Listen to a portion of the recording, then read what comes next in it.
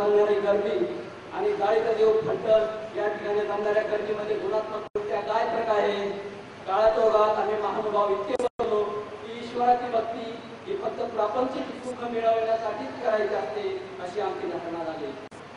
बंधूंनो, या ठिकाणी मी स्वामींचे एक वचन सांगतो. काही हे वचन फार घोटून घेतात, आमच्याकडून फार घोटून घेतलंय. त्या वचनावरती मी जास्त बोलणार नाही. एक अनुषंगिक ते वचन आलंय म्हणून मी आपल्याला या ठिकाणी मांडतोय. जीवार्थ देवता प्रजाती चैतन्य व्यापारते परमेश्वर उठेचा. काय सांगता हे वचन? जीव अर्थ काय आहे? भला बुरा अर्थ करू शकतो. फळ देणारा कोण आहे? प्रापंचिक फळ तुम्ही मिळवताय, कोण देत आहे ते फळ? अपेक्षा धरताय प्रापंचिक फळाची, कोण पूर्ण करताय त्या अपेक्षा? प्रापंचिक फळाची अपेक्षा पूर्ण करतायत देवता. मग आपण देवता भक्त आहोत की ईश्वर भक्त आहोत हे आपण ठरवायचंय. आपण स्वतःला ईश्वर भक्त म्हणतोय, मी तर म्हणतो की आपण स्वयंघोषित ईश्वराचे भक्त आहोत. देवता भक्तात आणि आपल्यात फरक काय आहे पुढे मला समजून सांगावं आणि माझं अज्ञान दूर करावं ही मी विनंती करतोय. परंतु झालं काय की पंथात स्वामींनी जी अशी वचनं सांगितली, या वचनाचा संपूर्ण पंथाला विसर पडलेला आहे. परमेश्वर जो फळ देतो ते फळ अविनाशी आहे. आम्हाला अविनाशी फळ नको आहे, आम्हाला नाशवंत फळाच्या मागे आम्ही सर्व लागलेलो आहोत. आज संपूर्ण पंथाची अवस्था आम्ही नाशवंत फळाच्या मागे लागलेलो आहोत. हे आमचं दुर्दैव आहे. हे सर्व ईश्वराने सांगितलेल्या तत्वसिद्धांताच्या विपरीत आहे. कानाशीच्या ब्राह्मणात स्वामी सांगतात की बटो प्रापंचिक सुखे तुम्हाला कर्मावश्य मिळतीलच, परंतु तुम्ही अदृष्टकर प्राप्तीसाठी काही मागा. परंतु त्या ब्राह्मणात पटले नाही. ब्राह्मणच तो. आमची सुद्धा अवस्था त्या ब्राह्मणासारखी झालेली आहे. आम्हाला सुद्धा अदृष्टपर काही नकोय, आम्ही सुद्धा अदृष्टपरच पाठीमागे करतोय. मग देवता भक्तीत आणि आमच्या भक्तीत फरक काय आहे? अवतार घेऊन ईश्वराने जे ज्ञान दिले, जो आचार सांगितला, त्याचा हा पराभव आहे. हा पराभव केलेला आहे प्रत्येक पंथात घुसलेल्या वैदिक परंपरेच्या अभिमानींनी आणि आजही त्यांचे कार्य चालू आहे. आणि बंधूंनो, मला खेळाने नमूद करायला वाटते की त्यामध्ये ते कमालीचे यशस्वी झालेले आहेत आणि आज सुद्धा त्याला हातभार लावणारे लोक मार्गात आहेत. यातून वास्तविक वर्ग जो संपूर्ण पंथाचा पाया आहे तोच ज्ञानापासून वंचित राहिलेला आहे. अज्ञानातून मग तो वेगवेगळ्या विधीत आणि कर्मकांडात अडकला आहे. पंथाचा पायाच जर भुसभुशीत असेल तर इमारत भक्कमपणे कशी उभी राहणार हा विचार करण्याची गोष्ट आहे. हल्लीच्या काळात समाजामध्ये समृद्धी वाढते.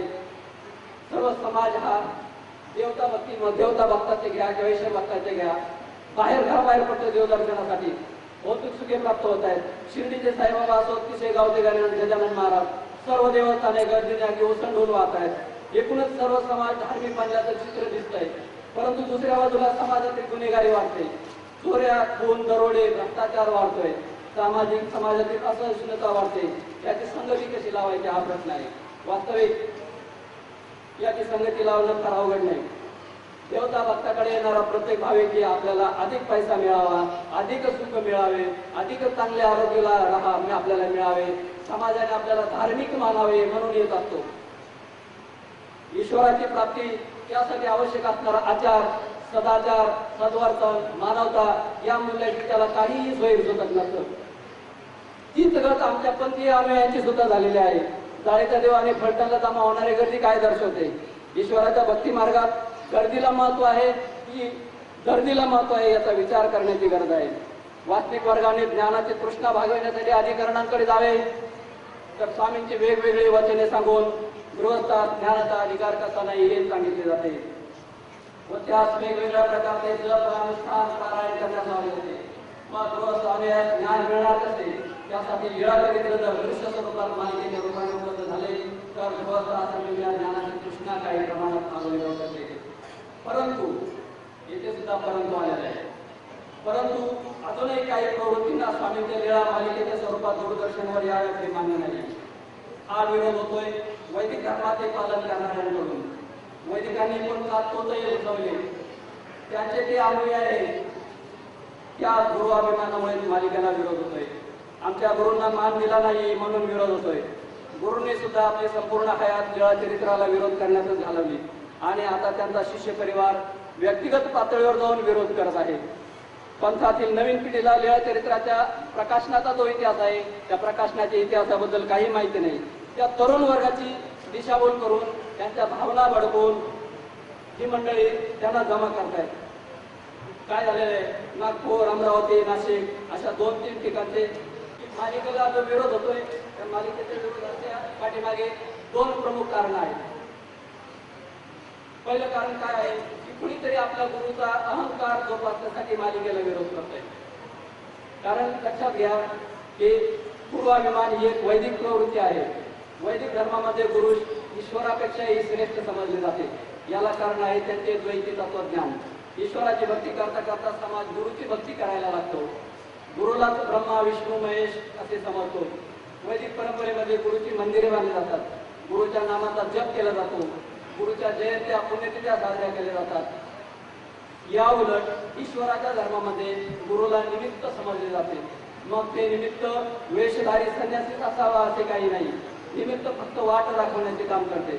त्यानंतर त्या अनुयायाने ईश्वराच्या स्वरूपाविषयी ज्ञान करून घेऊन डोळसपणे भक्ती करायची असते. परंतु वैदिक परंपरेने पछाडलेले लोक आपल्या अनुयायांच्या बुद्धीचा धर्मबुद्धीचा विकास होऊ देत नाहीत. तेथे गुरु विश्वास मैस्याचा हेच प्रधान असतं. मालिकेला विरोध करणाऱ्या माझ्या सर्व धर्म बांधवांना कळकळीची विनंती आहे की त्यांनी आपण मालिकेला का विरोध करतोय. विरोध करण्यामागे वैदिक विचारधारा आहे की स्वामींचा तत्व सिद्धांत आहे याची जाणीव करून घेऊन मगच त्याला विरोध करायला पाहिजे. किंबहुना आपल्या भावनेला हात घालून आपलं कोणी ब्लॅकमेलिंग तर करत नाही ना हे त्यांनी शोध घ्यायला पाहिजे. दुसरी गोष्ट मालिकेला विरोध करण्यापाठीमागे आहे की ज्ञानाचा हात ठेवा. स्वामींच्या तत्वज्ञानाचा हात ठेवा. मक्तेदारी पद्धतीने आपल्याकडेच राहायला पाहिजे.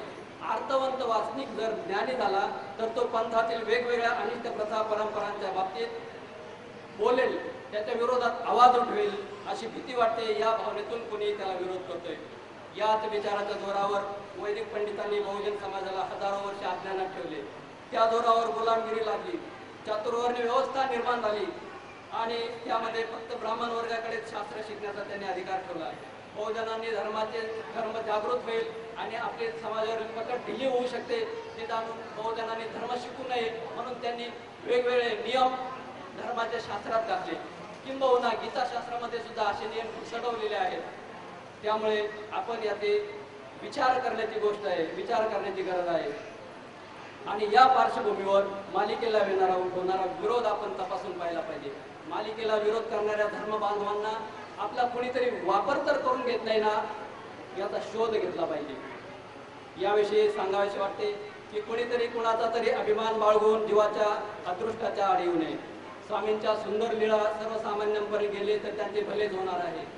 दादोस ज्यावेळेस स्वामींना सांगतात की नागदेवाला तुमच्याजवळ राहू देऊ नका, कारण का की हा तुमच्याजवळचं इथलं काहीतरी ऐकेल आणि समाजाजवळ सांगेल.